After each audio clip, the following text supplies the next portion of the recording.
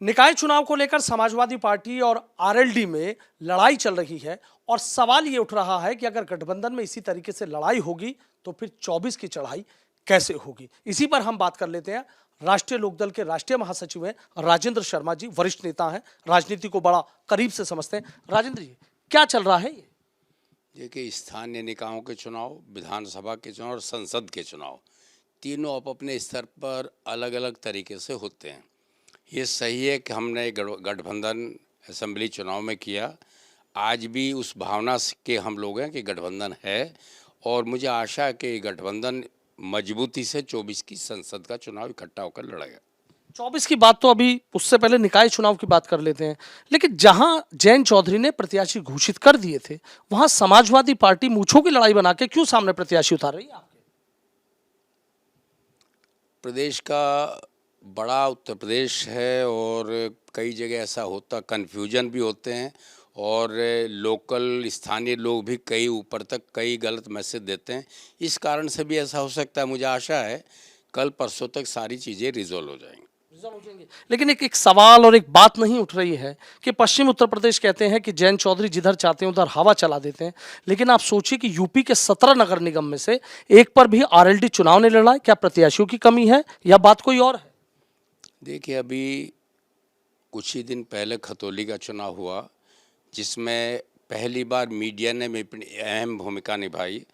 और मैं ये नहीं कहता, गठबंधन अपनी जगह है, गठबंधन के लोगों ने भी बड़े प्रयास किए, मगर वो शुद्ध रूप से जयंत चौधरी की मेहनत, रात दिन गांव गांव गली गली उनका घूमना, एक माहौल जयंत जी के प्रयासों से बना, इसमें कोई संदेह नहीं है। और हमें आशा थी या आज भी है कि क्योंकि समाजवादी पार्टी बड़ी पार्टी है तो बड़ी पार्टी के बड़े मन से उनको फैसले लेने चाहिए और बड़े उद्देश्यों को ध्यान में रखते हुए फैसले किए जाने चाहिए। आपने बड़ी पार्टी की बात कही, बड़ा दिल दिखाना चाहिए, लेकिन बड़ा दिल तो राष्ट्रीय लोकदल दिखा रहा है कि तमाम चीजें कहते हैं लेकिन सोचते हैं कि कोई बीच का रास्ता निकल जाएगा। मैंने पहले भी कहा, अभी हमें आशा है कि चीज़ें संभल जाएंगी और हम सब लोग ये प्रयास करेंगे, हमारा नेतृत्व प्रयास करेगा कि जहाँ जहाँ ऐसा हुआ है वहाँ आपस में मिलजुल के बातचीत से एक ही प्रत्याशी लड़े, दूसरा प्रत्याशी या हमारे दल का उनके दल का उसको वापस कर लेना चाहिए। इसी से हम इसी हालात में बीजेपी को चुनौती दे पाएंगे।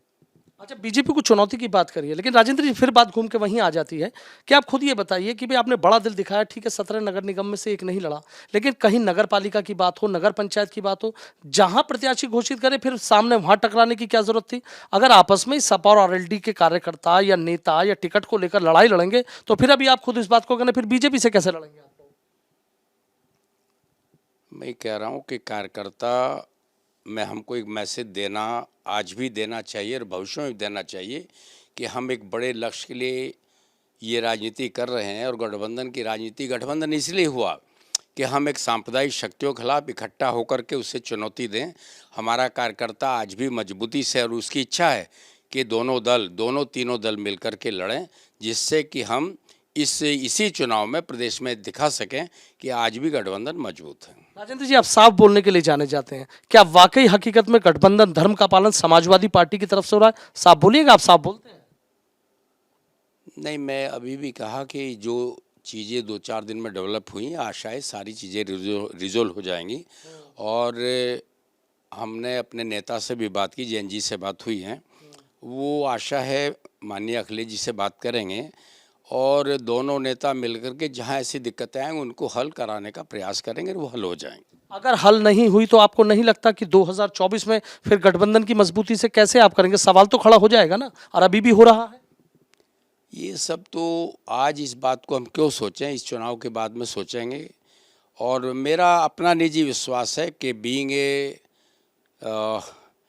एक मेरा जो 40-50 साल का राजनीतिक अनुभव है, इन हालात में हम दोनों पार्टियों को, या तीसरी पार्टी है आज़ाद की पार्टी है, तीनों पार्टियों को पुनः विचार करना चाहिए कि किसी हालत में भी गठबंधन कमजोर ना हो। लेकिन आपको नहीं लगता कि अगर ये रहा तो 24 में मुश्किल हो सकती है, या कोई दिक्कत ही नहीं है? देखिए, फैसले तो जैन जी और अखिलेश जी करेंगे, मैं इस विषय में कुछ नहीं कह पाऊँगा, मगर फिर भी ये सच्चाई है कि बागपत से लेकर के और बरेली तक लोकदल का मजबूत आधार है और लोकदल के साथ किसान, गरीब, मजदूर, अल्पसंख्यक आज मजबूती से सब लोग खड़े हैं। लेकिन बीजेपी तो एक सवाल खड़ा कर रही है ना कि गठबंधन तो रोक नहीं पा रहे हैं, वोटर को क्या रोकेंगे? अब बीजेपी एक राजनीतिक पार्टी है, सवाल खड़े करेंगे, उन्हें करने भी चाहिए, जहां मौका लगता है हम भी करते हैं, वो भी करते हैं।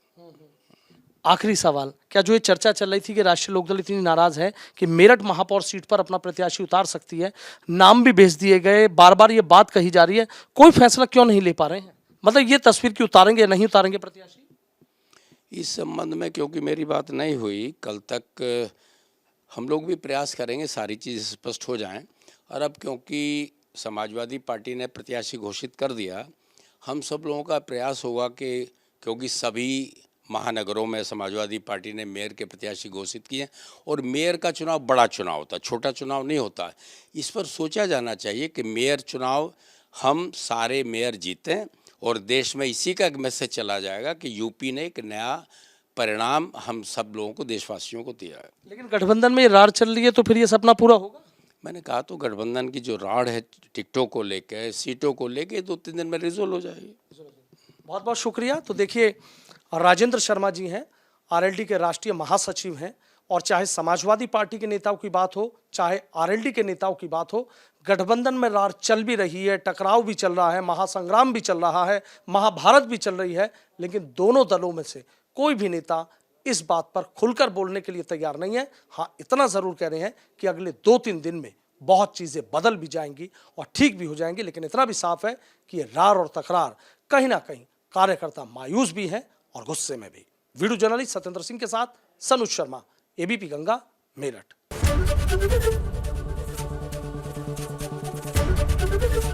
एबीपी गंगा, खबर आपकी, जुबान आपकी।